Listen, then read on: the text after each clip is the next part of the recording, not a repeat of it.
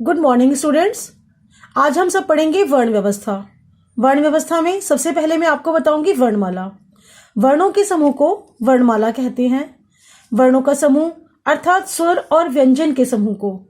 स्वर वे ध्वनियां हैं जिन्हें बिना किसी सहायता के उच्चारित किया जा सकता है, अर्थात इनके उच्चारण में हमें अन्य किसी वर्ण की आवश्यकता नहीं होती। अ, आ, ई, उ, ऊ, री, ए, ऐ, ओ, औ ये हमारे 11 स्वर हैं।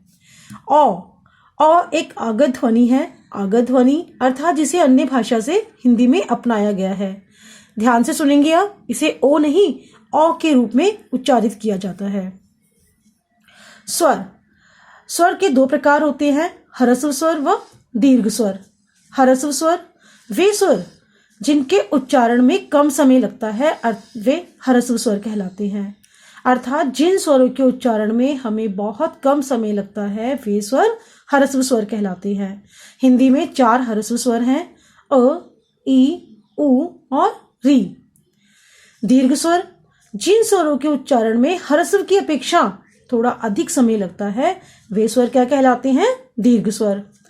11 स्वर हैं हमारे कुल। 11 में से 4 स्वर ह्रस्व हैं।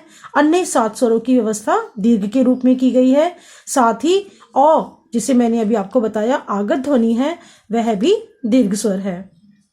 स्वर के बाद व्यंजन।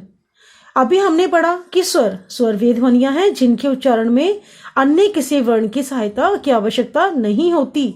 वहीं व्यंजन ध्वनियों का उच्चारण करते समय हमें स्वरों के सहयोग की आवश्यकता होती है, अर्थात वे ध्वनियां जिनका उच्चारण करते समय स्वरों का सहयोग लिया जाए वे व्यंजन कहलाती हैं।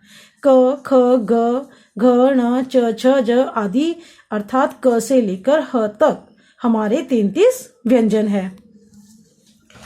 व्यंजनों का वर्गीकरण अर्थात किन व्यंजनों को कहाँ से उच्चारित किया जाता है, किन व्यंजनों के उच्चारण में अधिक समय लगता है, किन में श्वास में अधिक श्वास की आवश्यकता होती है, किन व्यंजनों के उच्चारण में स्वर तंत्री में कंपन उत्पन्न होता है, इन सभी के आधार पर व्यंजनों का वर्गीकरण किया गया है।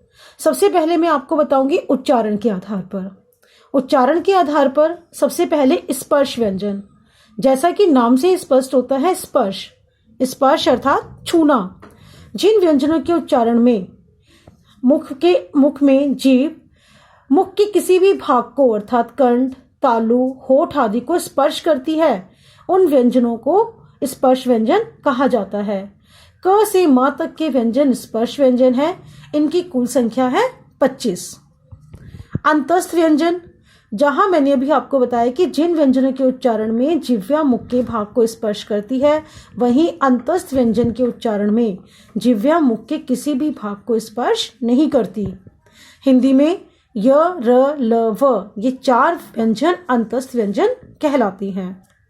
ऊष्म व्यंजन, इन व्यंजनों के उच्चारण में हवा मुंह से रगड़ खाकर बाहर निकलती है, इसीलिए इन व्यंजनों को कौन से व्यंजन कहा जाता है? ऊष्म व्यंजन। श, श, स, ह ये ऊष्म व्यंजन है। ध्यान रहे, श और स के उच्चारण में अंतर है। बहुत से बच्चे श को स और स को श के रूप में उच्चारित करते हैं, किंतु ध्यान रहे श और स के उच्चारण में अंतर है। श्वास के आधार पर व्यंजनों को अल्पप्राण व महाप्राण में विभाजित किया गया है।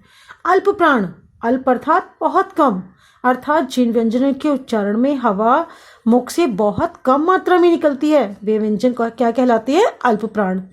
प्रत्येक वर्ग अर्थात आपने देखा है जब भी हम व्यंजन लिखते हैं एक लाइन में 5 व्यंजन होते हैं। ऊपर की पूरी 5 लाइनों में 5-5 व्यंजन होते हैं। हम प्रत्येक लाइन को वर्ग का नाम दिया गया है, अर्थात प्रत्येक वर्ग का पहला, तीसरा, 5वां व्यंजन अल्पप्राण कहलाता है। पहला अर्थात क, तीसरा ग और 5वां नासिक के व्यंजन यानी न, ण। महाप्राण, अल्प अर्थात कम, महा मतलब अधिक, अर्थात जिन व्यंजनों के उच्चारण में मुख से वायु अधिक मात्रा में निकले वे व्यंजन कहलाते हैं महाप्राण। जब पहला, तीसरा, 5वां व्यंजन अल्पप्राण है तो वहीं दूसरा और चौथा व्यंजन महाप्राण कहलाता है। अब है कंपन के आधार पर।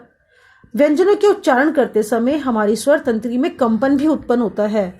इसी आधार पर व्यंजनों को सघोष और अघोष में विभाजित किया गया है। सघोष अर्थात घोष सहित, अघोष अर्थात घोष रहित, अर्थात जिन व्यंजनों के उच्चारण में स्वर तंत्रियों में कंपन उत्पन्न हो, स्वर तंत्रियां टकराएं आपस में, वे सघोष व्यंजन, और जहां स्वर तंत्रियों में कंपन उत्पन्न नहीं हो वे अघोष व्यंजन कहलाते हैं। प्रत्येक वर्ग का तीसरा, चौथा, पांचवा अर्थात प्रत्येक वर्ग के पीछे के तीनों व्यंजन सघोष व्यंजन कहलाते हैं। वहीं प्रथम और दूसरा व्यंजन अर्थात आगे के दोनों व्यंजन अघोष व्यंजन कहलाते हैं। बहुत अच्छे से समझ में आ गया होगा आप सबको। इसी के आधार पर कुछ अभ्यास प्रश्न है हमारे। ह्रस्व स्वर कौन कौन से हैं? हमने 4 ह्रस्व स्वर लिखे हैं। वे चारों ह्रस्व स्वर आप यहाँ लिखेंगे और अच्छे से उनको याद भी करेंगे। किन्हीं 4 दीर्घ स्वरों के नाम लिखिए। यहाँ हमने 8 दीर्घ स्वर लिखे हैं।